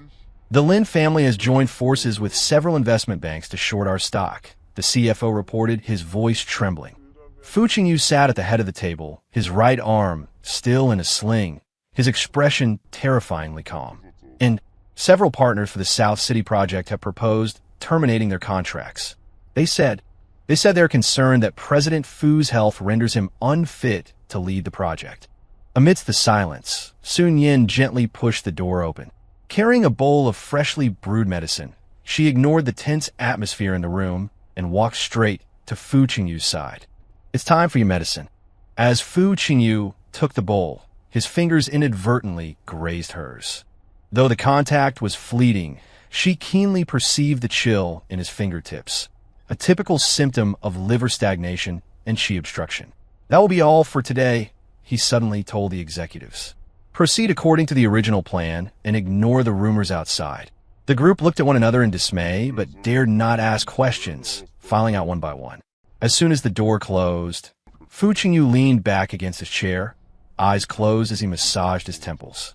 Sun Yin stepped behind him, her fingers replacing his on his temples, massaging with just the right amount of pressure. You're worried. It wasn't a question. He grasped her wrist and pulled her around to face him. Sun Yin, if... There is no if. She interrupted him, her gaze clear as spring water. Your pulse is more than twice as strong as it was a month ago, and the liver stagnation is improving. As long as you take your medicine on time and rest your mind, you'll be back to normal in less than half a month. I was talking about the Fu Corporation. The Fu Corporation is an extension of you. She leaned down to look him in the eye. If you are strong, the corporation is strong. What you need to do now is not to clash head on, but to conserve your strength and bide your time. She took out a silver needle and gently inserted it into the Naguan point on his wrist. Only by steadying your mind can you see the situation clearly. The needle tip trembled slightly, and Fu Qingyu felt a refreshing sensation spread up his arm. His irritable mood actually began to settle.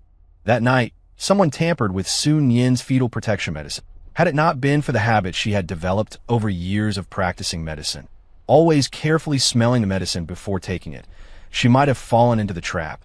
What is it?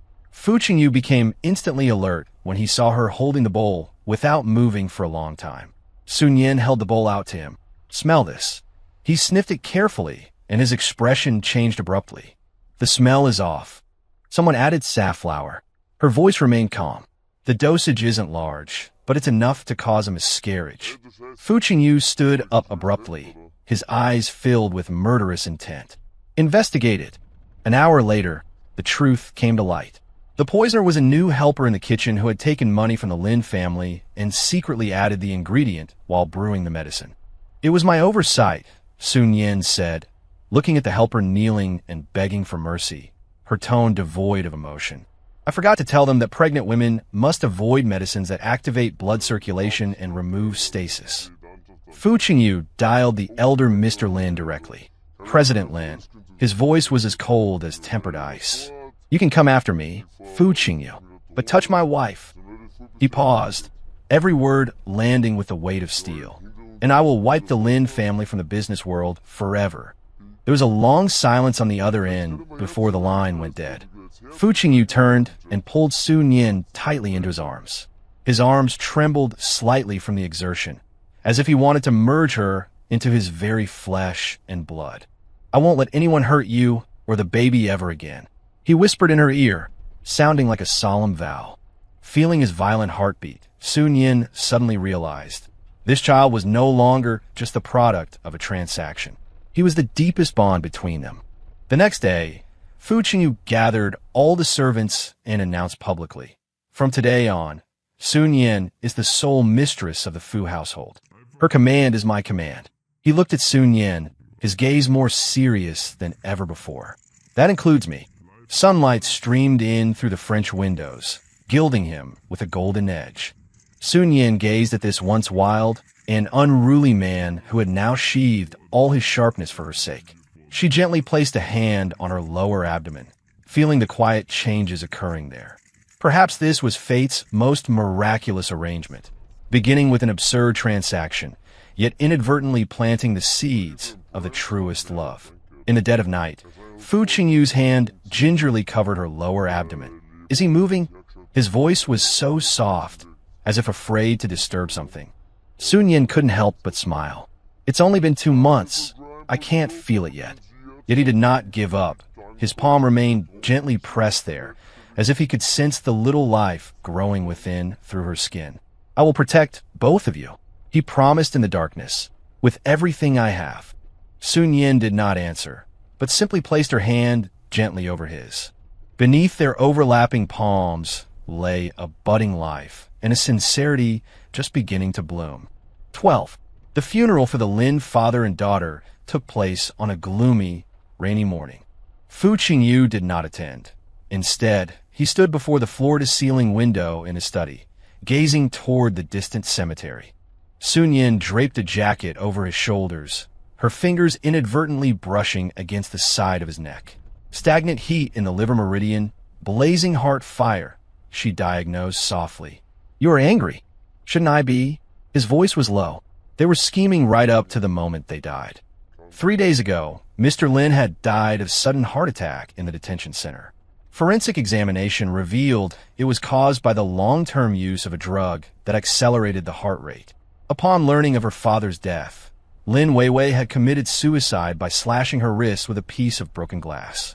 Her suicide note, written in blood-curdling desperation, pinned all the blame on Fu Qingyu's heartlessness. It was a meticulously calculated trap, a gamble using 2 human lives to nail Fu Qingyu to the pillar of shame forever. "You aren't angry because of their scheming," Sun Yin pointed out sharply. "You're angry because they refuse to admit their wrongs, even in death." Fu Qingyu turned to look at her deeply. "You always see things so clearly. In traditional Chinese medicine, observation begins with the spirit." She met his gaze calmly. "Your spirit is in turmoil." She took his hand and placed 3 fingers on his wrist. The pulse was wiry and rapid, like pressing on a taut instrument string, a sign of extreme liver fire. "We need to change today's prescription." She released his hand. "I'll add gardenia and matan bark to clear the liver heat. Go sit quietly in the study for an hour, and then I will perform acupuncture on you." "Not now." He rubbed the space between his brows. "I have a video conference in an hour. I must stabilize the stock price. Nothing is more important than your health." Her tone brooked no argument. "Fu Qingyu, if you collapse, then the Fu Corporation is truly finished." An hour later, Fu Qingyu sat on the carpet in the study, at Sun Yin's insistence, claiming that grounding would help draw the fire downward. Silver needles pierced the Taichung and Xinjiang points, key acupoints of the liver meridian. Although Sun Yin's technique was extremely gentle, the sensation was so intense it sent a jolt through his entire body. "Bear with it." Her voice seemed to possess a calming power. "The liver fire has been suppressed for too long. It must be released." The tips of the needles trembled slightly. He felt a rush of heat surge from the soles of his feet straight to the top of his head, and fine beads of sweat seeped from his forehead. Just then, the baby in her womb suddenly moved. It was the first time the fetal movement had been so distinct. Sun Yin's hand trembled slightly, and the silver needle deviated by a fraction. "What's wrong?" He noticed immediately. "Nothing." She steadied her wrist and continued the acupuncture, a faint smile rippling across her lips. "It is your child, protesting that his father doesn't cherish himself enough." Fu Qingyu froze, then reached out to gently cover her lower abdomen. When he felt that slight thump, his gaze softened instantly. "He's moving." His usually steady voice held a rare note of surprise. "Yes." Sun Yin collected the silver needles. Even an unborn child knows that being alive is what matters most. This sentence struck Fu Qingyu's heart like a heavy hammer. That night, Fu Qingyu made a decision. He posted a long article on social media. There were no defenses, no accusations, just a calm recounting of the grievances with the Lin family over the years, as well as the truth about Lin Weiwei swapping his medication and poisoning him. At the end, he wrote, "Life is precious, and I cherish all who treat me with sincerity. From this day forward, the Fu Corporation will establish a mental health fund to help those who have lost their way in the turbulent sea of business. This serves as both a consolation to the departed and a warning to the living." As soon as the article was published, it caused a massive uproar. Public opinion, originally one-sided, began to fracture, and more people started to rationally consider the root cause of this tragedy. "This was a risky move," Sun Yin commented while changing his medicine. "You taught me," he said, gazing at her serious profile. "Sometimes, showing weakness is the strongest defense." Her hand paused slightly as she bandaged him. Outside the window, the rain that had fallen all day finally stopped. Moonlight broke through the clouds, spilling over the 2 embracing figures. Fu Qingyu's hand remained at the small of her back, a posture of complete protection. And for the first time, Sun Yin did not resist this overly intimate proximity. Perhaps some treatments to strengthen the foundation and cultivate vitality heal not just the body, but the heart as well. 13. The Fu family conference had not been this lively in decades. The long dining table was filled with elders and uncles of the Fu family, every one of them wearing a grave expression. At the head of the table, Fu Qingyu calmly pulled out a chair for Sun Yan. His movements were detailed and gentle, completely at odds with the tension filling the room. Qingyu, the eldest third great-uncle, was the first to attack, his cane striking the ground heavily. Fu Corporation's stock has been falling continuously, and partners are canceling contracts one after another. Do you have nothing to explain? Fu Qingyu unhurriedly served some food for Sun Yan before finally looking up. What explanation would third great-uncle like to hear? I heard that for the sake of a woman, you drove the Lin family to the brink, resulting in a death. Second uncle slammed the table and stood up. Now everyone outside is saying that our Fu family bullies others with our power. What do you propose we do? All eyes fell on Sun Yan, gazes filled with undisguised scrutiny and contempt. She sat quietly, her hand gently protecting her lower abdomen. Her morning sickness had become increasingly severe over the past few days. At this moment, the table full of delicacies smelled only of nauseating odors to her. Uncles, you are mistaken about one thing. Fu Qingyu's voice was not loud, yet it silenced everyone. It wasn't that I wanted to drive the Lin family to their death. It was the Lin family that tried to poison my wife and child. He stood up and placed a test report in the center of the dining table. These are the ingredients of the powder found on a kitchen helper: safflower and musk. Both are major taboos for pregnant women. If Nian weren't proficient in pharmacology, the one sitting here now would be a corpse with 2 lives lost. The room fell into dead silence. Several elders passed the report around, their expressions turning increasingly grim. Even so, you shouldn't have. Third great-uncle tried to speak again. Shouldn't have what? Fu Qingyu interrupted him, his gaze sweeping across the room. Shouldn't have protected my family? Or shouldn't have made the perpetrators pay the price? He walked to Sun Yan's side, his hand resting lightly on her shoulder. I invited you all here today, not to explain, but to notify you. From this day forward, anyone who opposes the Fu Corporation opposes me, Fu Qingyu. And anyone who harms my wife, he paused, his voice as cold as a blade. I will make them repay it 100-fold. Back in the bedroom, Sun Yan could finally no longer hold it in and rushed into the bathroom. The nausea came fiercely. She knelt on the tiles, vomiting as if her heart and lungs were being torn apart. Fu Qingyu followed her in, wordlessly gathering her long hair and gently wiping her forehead with a wet towel. Is it very painful? He frowned deeply, looking at her pale face. Sun Yan shook her head with difficulty, unable to speak. Another wave of nausea hit her. She slumped over the sink, feeling as though her insides were being hollowed out. By the time she caught her breath, Fu Qingyu had already brought a glass of warm water. She took it to rinse her mouth, her fingertips trembling. This can't go on. He scooped her up into his arms. Starting tomorrow, cancel everything. You need to rest properly. No. She leaned against his chest, her voice weak. Your injuries haven't healed yet, and the prescription still needs adjusting. Nothing is more important than you and the child. He placed her on the bed and tucked her in. If the Fu Corporation falls, we can start over, but there can be no mishaps with you too. Sun Yan wanted to say something more, but another wave of nausea surged. She covered her mouth, curling up in pain. Fu Qingyu immediately pressed an Aiguan point on her wrist. She had taught him that massaging this acupoint could relieve nausea. His technique was still clumsy, but the pressure was just right. Is that better?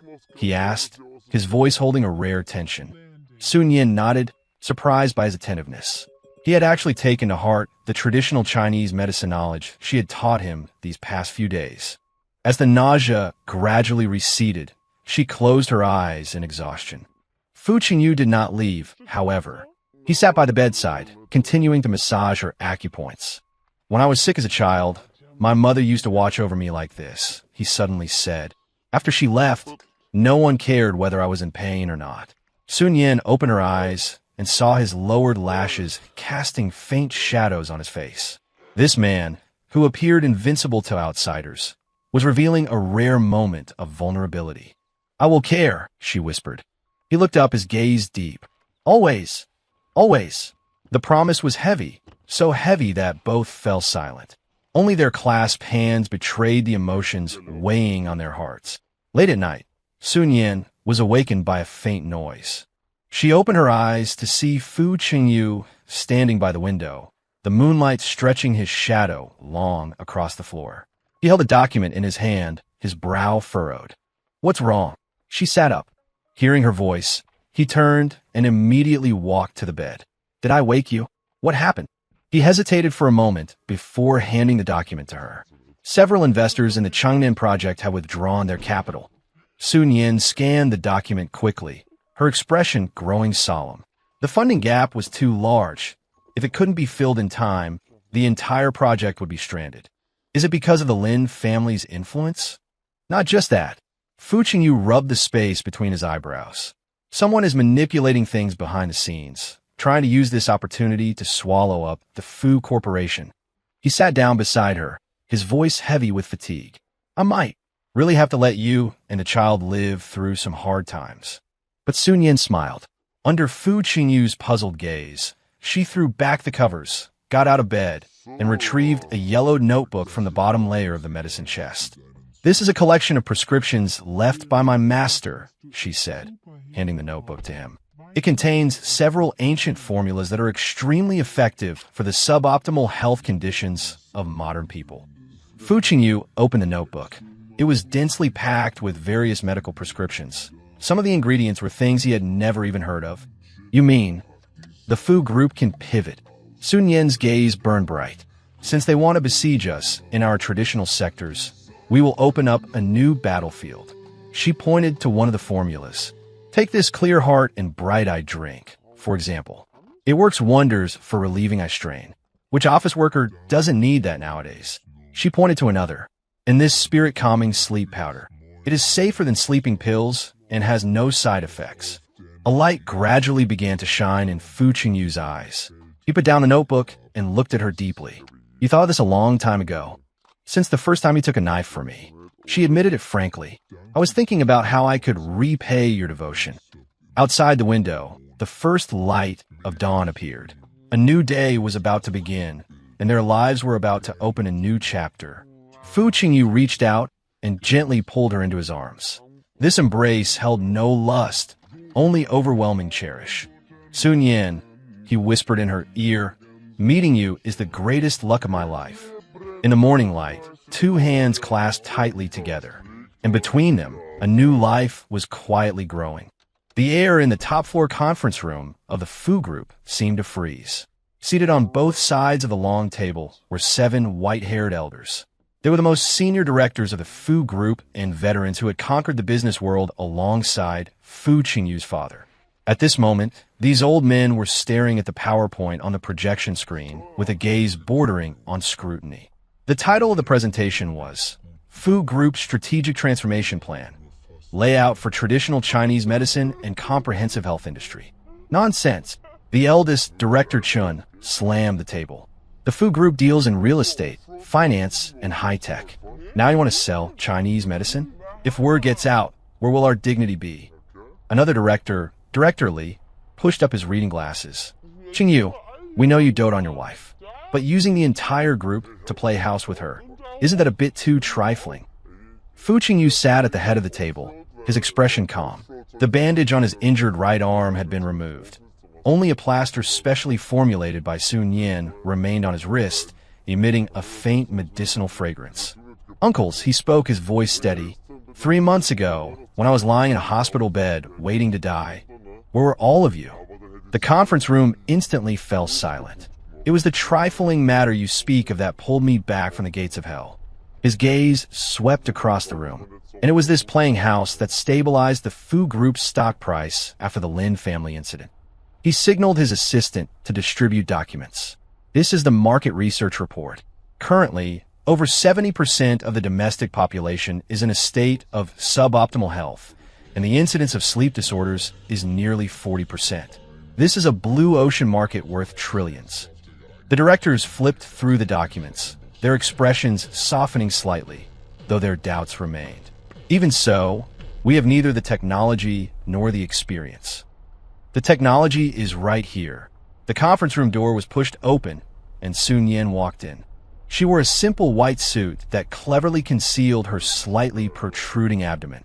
Her pace was steady, her gaze clear. Unless one looked closely, it was almost impossible to tell she was 4 months pregnant. She walked to the projection screen and opened an exquisite wooden box. Inside, arranged neatly, were over a dozen small porcelain bottles, each with a neatly affixed label. These are samples of the Clear Heart and Bright Eye drink. The main ingredients are goji berries, chrysanthemums, and cassia seeds. She distributed the porcelain bottles to the directors. Please give them a try. After working in front of a screen for 2 hours, add 3 drops to water and drink. Director Chun gave a cold snort and tossed the bottle aside. Director Lee, however, curiously opened his and took a sniff. A refreshing medicinal fragrance wafted out. Sun Yin paid it no mind and continued. The Fu Group does not need to start from scratch.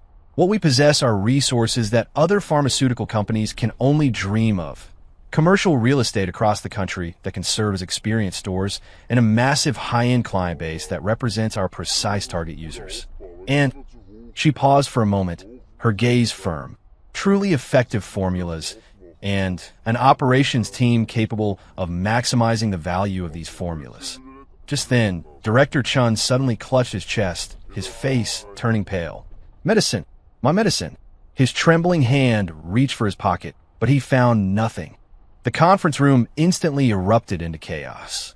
Director Chun had a history of severe angina. Everyone knew this. Sun Yin stepped forward quickly and supported Director Chun. Don't move. She took out the silver needle she always carried with her and, amidst the stunned gazes of the crowd, precisely inserted it into the Naguan acupoint on his wrist. She then produced a tiny pill and placed it under his tongue.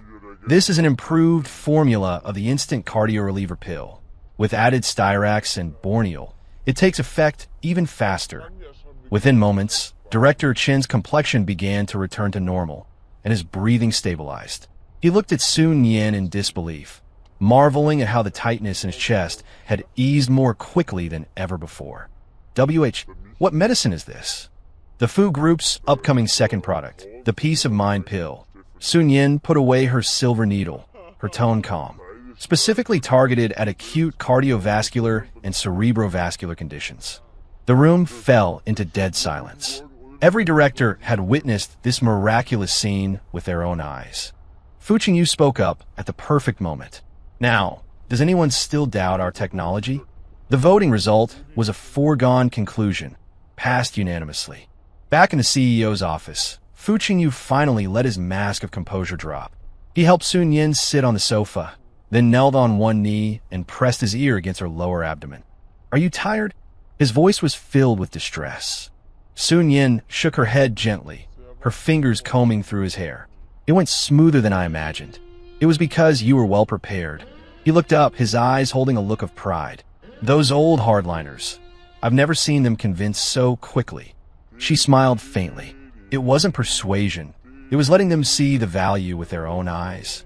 As she spoke, she suddenly drew a sharp breath, grabbing his hand and pressing it against her belly. What's wrong? He instantly tensed up. He's moving. Sun Yin guided his hand. Here, can you feel it? Beneath his palm, the distinct fetal movement felt like a small fish swimming past. Fu Qingyu held his breath, feeling the wondrous rhythm of life. So lively, he chuckled softly. He'll definitely be like you. Being like you wouldn't be bad either. She looked at him, stubborn but reliable. Outside the window, the sun was setting. The city lights were beginning to come on, the glass curtain walls reflecting a golden glow. Fu Qingyu remained kneeling, his face pressed against her abdomen, as if listening to a secret known only to them. Sun Yin, he said softly, after the baby is born, let's hold a proper wedding. She was stunned, not to ward off bad luck, not as a transaction. He looked up, his gaze gentle yet firm. It is because I want to marry you. That is all. The faint scent of medicinal herbs drifted quietly through the air, and the afterglow of the setting sun plated the embracing couple in a warm halo. In this moment, all schemes and calculations dissolved. There remained only two hearts, separated by flesh and blood, beating for the same future. The inauguration ceremony of the Fu Group's TCM Research and Development Center attracted the attention of the entire business world. Under the flashing magnesium lights, Fu Qingyu calmly unveiled the red silk covering the plaque. The gilded characters Fu Group Traditional Chinese Medicine Research and Development Center shone brightly in the sunlight, but a line of small text in the bottom right corner was even more eye-catching. Chief Consultant, Sun Yin. President Fu, is the Fu Group's transition into the TCM field a spur-of-the-moment decision or part of a long-term plan? Industry insiders are calling this a desperate move. How do you respond? Does Ms. Sun Yin's role as chief consultant imply she will formally enter the Fu Group's management? The reporter's questions rained down like a barrage. Fu Qingyu raised his hand to signal for silence, then turned his gaze to Sun Yin beside him. Today, she wore a modified qipao, the silk fabric subtly tracing the soft curve of her babied bump, with a moon-white knitted cardigan draped over her shoulders. Facing the countless lenses, she simply smiled faintly and calmly took out a set of Bienstone tools. Before I answer your questions, please allow me to demonstrate an experiment. She invited 3 volunteers onto the stage, a programmer who worked constant overtime, a sales director who frequently entertained clients, and a young girl plagued by dysmenorrhea. Under everyone's watchful eyes, Sun Yin checked the pulse of each person in turn. This gentleman, do you often suffer from insomnia, vivid dreams, and a bitter taste in your dry mouth? The programmer nodded in surprise. You have excessive liver fire. You need to soothe the liver and regulate the qi. She gently pricked the Taichung acupoint with a needle, and the programmer immediately let out a long sigh of relief. I feel. My chest isn't stuffy anymore. The sales director was already dumbfounded when she mentioned gastric distension and acid reflux, and the young girl almost cried after Sun Yin accurately stated the number of years she had suffered from period pain and her symptoms. This isn't magic. This is traditional Chinese medicine. Sun Yin put away her tools and faced the camera. What the Fu Group wants to do is bring effective health solutions like this to everyone who needs them. The room fell silent, then erupted into thunderous applause. However, crisis always strikes when least expected. At the cocktail party following the ceremony, an uninvited guest arrived. Director Wang from the Health Bureau, a pharmaceutical administrator known for his severity. President Fu, congratulations. Director Wang raised his glass with a forced smile. However, I must remind you, drug approval is not child's play. Without clinical trial data, even the most miraculous folk remedy is illegal. The atmosphere instantly froze. Several interested investors quietly took a step back. Fu Qingyu was about to speak, but Sun Yin gently held his arm. Director Wang, she stepped forward with a smile. Have you been feeling weak in your waist and knees lately, with frequent urination at night? Especially in the latter half of the night. Having to get up 2 or 3 times? Director Wang's smile stiffened on his face. How did you know? Your voice lacks vital energy, and you subconsciously hold your waist when standing. These are typical signs of kidney qi deficiency. Sun Yin took a small sachet from her clutch. Inside are eukamia bark, wolfberries, and dodder seeds. All excellent herbs for gently nourishing kidney qi. Place it by your pillow, and you will see results in 3 days. Director Wang took the sachet skeptically, said nothing more, and turned to leave. Fu Qingyu looked down at her. Are you confident? It's the basics of inspection, she said softly. Besides, I stated the facts. 3 days later, Director Wang called personally. His tone completely changed. Dr. Su, that sachet of yours. It's truly miraculous. I haven't slept this well in years. He not only readily approved the filing for all of the Fu Group's products, but also offered to make connections for the R&D center to import the most advanced testing equipment. When the news spread, the Fu Group's stock price instantly hit the daily limit. That night, in the bedroom, Fu Qingyu massaged Sun Yin's swollen feet. The discomforts of late pregnancy were beginning to show.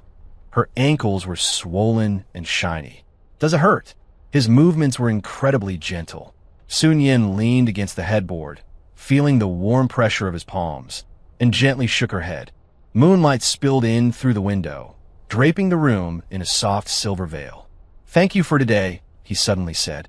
"For what?" "Many things." His fingers paused at the Yongquan point on the soles of her feet, pressing gently using the technique she had taught him. "Thank you for giving me a new life. Thank you for saving the Fu group, and thank you for being willing to stay by my side." Sun Yin gazed at his lowered eyes. This once arrogant man was now kneeling on one knee at her feet, performing a task that even professional caregivers might find tiring. "Fu Qingyu," she asked softly, "if the one who came for the wedding to ward off bad luck that day hadn't been me, would you still?" "No," he interrupted firmly. "It would only be you." He looked up, his gaze exceptionally deep in the moonlight. "Do you remember what you said the first time you gave me acupuncture? You said my pulse was like water leaking from a roof, and that heat toxins had sunk into my pericardium." She nodded. "In that moment, I knew you were different from the others." His hand gently covered her bulging abdomen. "You didn't come to ward off bad luck. You came to save me." The baby kicked just then as if in response. They looked at each other and smiled. "When the baby is born," he continued massaging, "I'll take you both back to visit the village where you grew up." Sun Yin was stunned. "Why?" "I want to see what kind of landscape raised a person like you." His voice was soft. "And then, we'll hold our wedding ceremony there." Amidst the faint scent of medicinal herbs, she reached out and caressed his cheek. This time, there were no silver needles, no pulse diagnosis, only a wife's most tender touch for her husband. The moonlight flowed silently, witnessing this union that began as a transaction but ended in true devotion. At 7 months, her pregnant belly was already quite heavy. Sun Yin held her waist, pacing slowly in the R&D center's laboratory. Outside, rain poured down in sheets, fiercely beating against the glass as if trying to break through every barrier. "The color of this batch of soothing powder isn't right." She stopped in front of the last decoction pot and spoke to the pharmacist in charge. "The heat was too high. The medicinal properties will be too drying. Brew it again." The pharmacist hurriedly took notes. Everyone in the laboratory was thoroughly convinced of the young chief consultant's abilities. She could always spot the slightest differences at a glance, and her grasp of medicinal properties was shockingly precise. Fu Qingyu pushed the door open and entered, his shoulders still damp from the rain. He first took a towel from his assistant to wipe his hands, ensuring the chill on his body wouldn't affect Sun Yin, before walking over to her side. "It's time to go back." His hand naturally protected her lower back. Qin Lang said to be extra careful in the last 2 months. Sun Yin nodded and let him support her as they walked out. The fatigue of late pregnancy came on suddenly, and she indeed needed rest. The car moved slowly through the rain. Fu Qingyu had the driver detour around a construction zone, choosing a smoother but slightly longer route. The South City project will be completed next month. He held her hand, his fingertips unconsciously rubbing her slightly swollen fingers. The Her Garden you designed has already been populated with over 300 types of transplanted medicinal herbs. Sun Yin leaned against his shoulder, closing her eyes to rest. "When the baby is a month old, let's take him to see it." This was the first time she had actively planned a future for the three of them. It felt as if something had gently tugged at Fu Qingyu's heart. However, upheaval always descends at the most tranquil moments. Late at night, Sun Yin woke up in severe abdominal pain. Cold sweat instantly soaked her pajamas. She subconsciously reached for the silver needles by her pillow, but her fingers trembled from the pain. "Nian Yan." Fu Qingyu woke with a start. When he turned on the bedside lamp and saw her pale face, his heart nearly stopped. "What's wrong?" "Contractions." She gritted her teeth. "It's too early. Only 32 weeks. The realization made Fu Qingyu go cold all over. He immediately pressed the emergency call bell while grabbing his phone to contact the hospital. "Don't be afraid." He held her hand tightly, though his voice shook even more than hers. "I'm here." The ambulance siren pierced the rainy night. Fu Qingyu ran out following the stretcher, even forgetting to put on shoes. The rain instantly soaked his pajamas, but he remained completely unaware. Inside the delivery room, the situation was critical. Fetal heart rate is dropping. The midwife's voice was tense. The mother's blood pressure is falling too. Sun Yin maintained a shred of clarity amidst the agonizing pain. She grabbed Fu Qingyu's hand, her breath weak. "Needles, my needles." He understood immediately, taking her Bienstone needle set from the medicine pouch he carried. "Higa, Senyin Jio." She guided him, every word seemingly squeezed out from between her teeth. Fu Qingyu's hand was trembling. He could handle billion-dollar business decisions with composure. Yet, at this moment, he couldn't even hold a needle steady. "Trust me." Sun Yin looked at him, her sweat-soaked hair sticking to her forehead, but her eyes were unusually firm. "And trust yourself." He took a deep breath. Following the technique she had taught him countless times, he accurately inserted the needle into the Higu point on her hand, then the Senyin point on her leg. Miraculously, the numbers on the fetal heart monitor began to rise. "Keep going." Sun Yin guided him. "Cuzanli," one needle after another. In this modern delivery room, the most ancient medical art was creating a miracle. When the child's first cry rang out, Fu Qingyu almost collapsed. He knelt before the delivery bed, burying his face in her sweat-dampened palm. "It's a boy." The nurse brought the cleaned infant over. The child, so small it made one's heart ache, lay quietly in Sun Yin's arms like a fragile kitten. "He's too small." She gently stroked her son's nearly transparent skin, her voice choking up. "It's all Mommy's fault." "No." Fu Qingyu kissed her forehead. "You saved him, and you saved me." In the neonatal intensive care unit, the child lay in an incubator. Sun Yin insisted on coming every day to give the child touch therapy. Her technique was unique. She massaged gently along the meridians, her fingertips carrying a warm internal energy. "This is the Peiyuan Gubin technique, cultivating vitality and strengthening the foundation," she explained to Fu Qingyu. "It will help him adapt to this world better."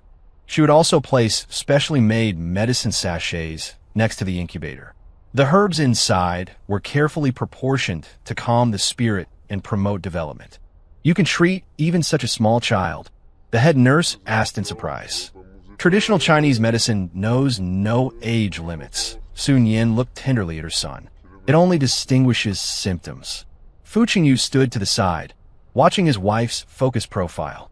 She had lost a lot of weight since the birth, but that resilience radiating from within her was more dazzling than ever. That evening, when he pushed Sun Yin in her wheelchair to the NICU, he found an extra small sachet next to the incubator. It had been sewn jointly by several old pharmacists from the R&D center, containing protective herbs they had meticulously prepared. Even more touching was a letter signed by all the employees of the R&D center. "Chief Consultant Su, the little young master will definitely grow up healthy. Because he has a mother like you, a father like President Fu, and the blessings of all of us." Sun Yin held the letter, tears falling like rain. Fu Qingyu gently embraced her. "Look, it's not just the two of us who love him." Outside the window, the rain had passed, and the sky was clear. A rainbow spanned the horizon, dazzling and magnificent. Inside the incubator, that originally frail child grew stronger day by day. His small hands and feet began to kick with strength, and his cries became louder. Sun Yin continued to massage him every day, while Fu Qingyu learned every nursing skill. For this couple who once dominated the business world, their greatest achievement now was enabling their son to sleep soundly. "Let's give him a name," Sun Yin said. Fu Qingyu pondered for a moment. "How about Fu Peiyuan? Cultivating the primordial and strengthening the foundation. This is not only the essence of traditional Chinese medicine, but also our hope for him." "Peiyuan," Sun Yin murmured softly, the corners of her lips curling into a gentle arc. "It's a good name." She lowered her head and lightly touched her son's tiny hand. That little hand immediately grasped her finger tightly, with unexpected strength. The power of life was thus transmitted through their fingertips. The invitations for Fu Peiyuan's 100-day banquet stirred an undercurrent in the capital's circle of power and wealth. On the gilded invitation, beside the Fu Group's emblem, was stamped an exquisite pattern of a reishi mushroom, the brand logo of Ninqing Hall. Even more striking was the venue, the Fu family's ancestral residence, a forbidden ground that had not been open to the public for 20 years. "Are you sure you want to hold it here?" Sun Yin asked, cradling her son as she stood in the newly renovated flower hall of the old residence. Morning light filtered through the carved window lattices, casting fragmented shadows upon her pale moon-white Cheongsam. Fu Qingyu embraced her from behind, his chin resting lightly on the crown of her head. This was meant to be our home. He took the babbling Pei Yuan, and the little fellow immediately grabbed his father's finger and stuffed it into his mouth. The frailness from his birth was long gone. Pei Yuan was now chubby and fair, and he loved to smile. His eyes, strikingly similar to Sun Yan's, were as bright as black grapes immersed in water. He's especially excited today. Sun Yan smiled, watching her son wave his arms and kick his legs in his father's arms. He knows he's going to meet people. Fu Qingyu lowered his head, his nose gently brushing against the baby's milky-scented cheek. Before the banquet began, the old residence welcomed a special guest. Qin Lang arrived with a full set of medical equipment for the routine 4-month postpartum checkup. When he checked Sun Yan's pulse, he raised his eyebrows in surprise. Your recovery is even better than expected. This doesn't look like the result of just standard postpartum confinement. Sun Yan, who was breastfeeding Pei Yuan, looked up at his words. I used the ancient Douyin technique combined with herbal fumigation. The Douyin technique recorded in the Su 1. Qin Lang was shocked. Isn't that lost to history? There were fragments in the manuscripts my master left behind. I completed them. She spoke casually, as if restoring a medical text lost for a millennium was a commonplace matter. Fu Qingyu stood by the door, watching this scene. Sunlight streamed through the lattice, forming a soft halo around Sun Yan. Her posture as she nursed was natural and elegant, as if she were born for this, both a miracle-working doctor and a gentle, resilient mother. In this moment, he suddenly understood the meaning of returning to simplicity and truth. By evening, guests filled the house. Fu Qingyu stood in the center of the flower hall holding his son, while Sun Yan demonstrated the art of tea at a table nearby. She was using her own blend, 100-day calming tea, designed specifically for postpartum recovery. This tea has a unique aroma, a senior team master exclaimed after tasting it. It tastes mellow and sweet, warms the stomach, and leaves one feeling refreshed. Sun Yan smiled and explained, it contains roasted red dates and longan, along with a small amount of processed sour jujube kernels and silk tree flowers. It replenishes qi in blood while calming the mind. As she spoke, her gaze never left Pei Yuan in Fu Qingyu's arms. The little fellow was particularly cooperative today, dressed in a small red tang suit. He babbled at the passing guests from the crook of his father's arm, occasionally flashing a toothless grin that melted everyone's hearts. Lin Weiwei's mother was also among the invited. She stood at a distance, watching the happy family of 3 with a complex expression. When Fu Qingyu passed by with the child, she couldn't help but step forward. May I hold him? Everyone held their breath. Fu Qingyu looked at Sun Yan, and seeing her nod slightly, he carefully handed Pei Yuan over. Holding the child, the old lady's eyes suddenly reddened. If Weiwei had. Before she could finish, Pei Yuan suddenly reached out his little hand and grabbed the jade pendant on her chest. That jade was a Lin family heirloom. Lin Weiwei used to grab and play with it just like this when she was small. The old woman's tears finally fell. She gently kissed Pei Yuan's forehead, took off the pendant, and placed it in his hand. This is for you, my little lucky star. This gesture symbolized that all past grievances were hereby turned over and forgotten. Late at night, when all became quiet and the guests had dispersed, Fu Qingyu and Sun Yan stood side by side in the courtyard of the old residence, looking up at the starry sky. Pei Yuan was already fast asleep in Annie's arms, his little hands still tightly clutching that piece of jade. After today, no one will question Yinqing Hall again, Fu Qingyu said. Sun Yan shook her head. However, there will always be doubts. What matters is that we know we are doing the right thing. She turned to face him, her eyes shining like stars in the night. Just as I know that marrying you is the right thing to do. This sentence was more moving than any sweet nothings. Fu Qingyu pulled her into his embrace, feeling their heartbeats against each other in this old house that held so many memories. When Pei Yuan is a bit older, he whispered in her ear, I will take you both back to visit the village where you grew up. I want to see what kind of landscape nurtured you. Sun Yin buried her face against his chest, nodding gently. Moonlight flowed like water, quietly bathing the embracing couple. From the distance came the babbling sounds of Pei Yuan in his sleep, like the most beautiful nocturne. In this moment, all calculations and schemes faded away. All that remained was the most authentic companionship and the purest happiness. 18. The road to the village was rougher than Fu Qingyu had imagined. The SUV bumped along the winding mountain road. Yet Pei Yuan in the back seat was surprisingly quiet, his dark, round eyes wide as he watched the bamboo forest flashing past the window. Sun Yin held their son, her fingers lightly stroking the soft crown of his head, her gaze calm as still water. We're almost there. She pointed toward a mist-shrouded hollow ahead. Under the old locust tree at the village entrance, a crowd had already gathered. Men and women, young and old, craned their necks, bursting into cheers as soon as they spotted the convoy. Nian Yin is back, and she brought the baby. As soon as the car came to a steady halt, a silver-haired old woman stepped forward tremulously, her calloused hands tightly grasping Sun Yin's. Good child, you finally come back. Fu Qingyu stepped out of the car, holding his son, and was immediately surrounded by rustic warmth. The villagers presented wild fruits, still glistening with dew, freshly cooked sticky rice cakes, and 100 family threads wrapped in red paper. A village tradition to pray for the child's blessings. This must be Nian Yin's husband, right? The old woman squinted to size up Fu Qingyu, then suddenly grabbed his wrist. After a moment, she nodded. His pulse is steady and calm. He is a reliable man. Fu Qingyu looked at Sun Yin in surprise. This is the village's grandma, Aga. Sun Yin smiled. The best herbalist here. Sun Yin's old house had been kept just as it was, mud walls and tiled roof, and was immaculately clean. Everyone took turns cleaning it, Grandma Agaway said, holding Sun Yin's hand. We all knew you would return. In the herb garden behind the house, the medicinal plants were growing lush and green. Sun Yin held Pei Yuan, pointing the plants out to him one by one.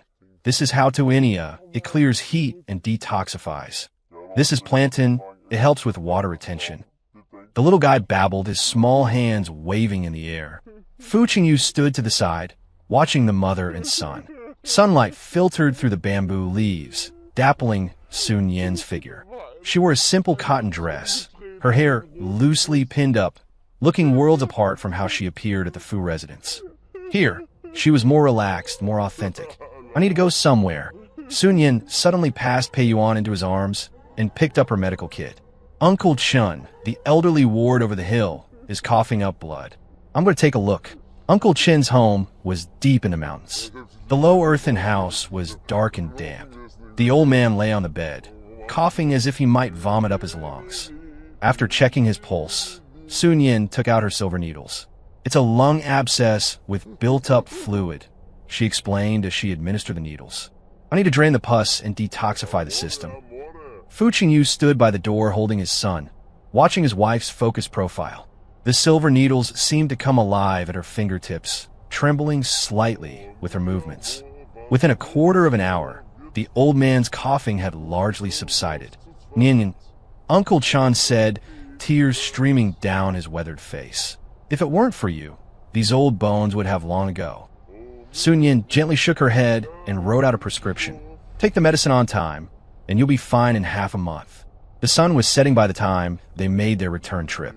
Sun Yin carried a bamboo basket filled with herbs on her back, while Fu Qingyu held their sleeping son. The shadows of the three stretched long across the mountain path. Did you often make house calls like this? He asked. I used to. She adjusted the strap of the basket. There is no doctor in the village, so everyone comes to me when they are sick. The mountain path was difficult to traverse, yet she walked it as if it were flat ground. Watching her light, agile figure, Fu Qingyu suddenly understood. This mountain, these villagers, were her true roots. That night, Grandma Agwe brought over a yellow journal. This was left by your master. The old woman solemnly entrusted the journal to Sun Yin. He said I could only give it to you when you truly understood the way of medicine. On the title page, written in elegant small script, were the words, "To be a healer is to heal. A great healer heals the heart before healing the body." Sun Yin turned the pages one by one. Inside, it recorded not only precious prescriptions, but also years of insights and reflections on practicing medicine. When she turned to the last page, she froze. There, recorded in detail, was the story of her biological mother. It turned out her mother was also a healer who had passed away after contracting an illness while saving villagers during a plague. On her deathbed, she had entrusted Sun Yin, then still in swaddling clothes, to her master. Your mother said, Grandma Age wiped away tears, that she hoped you would grow up to lead an ordinary life and never need to know these things. But I felt that you ought to know where your roots lie. Fu Qingyu gently grasped Sun Yin's trembling hand. Moonlight shone through the wooden window lattice, illuminating the yellowed pages. Sun Yin's tears fell silently, landing beside her mother's handwriting. It turned out the belongings she had been searching for had been here all along. The next morning, Sun Yin took Fu Qingyu and Pei Yuan to the back mountain. On a slope covered in wildflowers, there stood two simple tombstones. One was her master, the other was the mother she had never met. She lit 3 sticks of incense and knelt before the grave, holding Pei Yuan in her arms. Mother, master, I have returned. Her voice was soft in the mountain breeze, yet unmistakably firm. I have also brought your grandson and my husband. Fu Qingyu knelt beside her and bowed deeply in solemn respect. Pei Yuan seemed to sense the gravity of the moment. He nestled quietly in his mother's arms, his little hand reaching curiously toward the wildflowers before the headstone.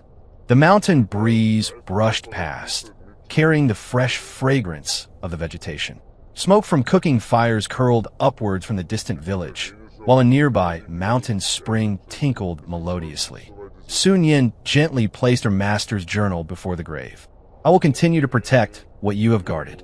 Fu Qingyu wrapped his arm around her shoulder and whispered a promise in her ear. We will do it together. As they descended the mountain, Sun Yin's steps were exceptionally light. It was as if she had shed a heavy burden carried for years, or perhaps that she had finally found her true home. Pei Yuan babbled in his father's arms, waving his little hands at the medicinal herbs that covered the mountainside. Perhaps, guided by fate, this child, in whose veins flowed the blood of healers, had already sensed the call of his destiny.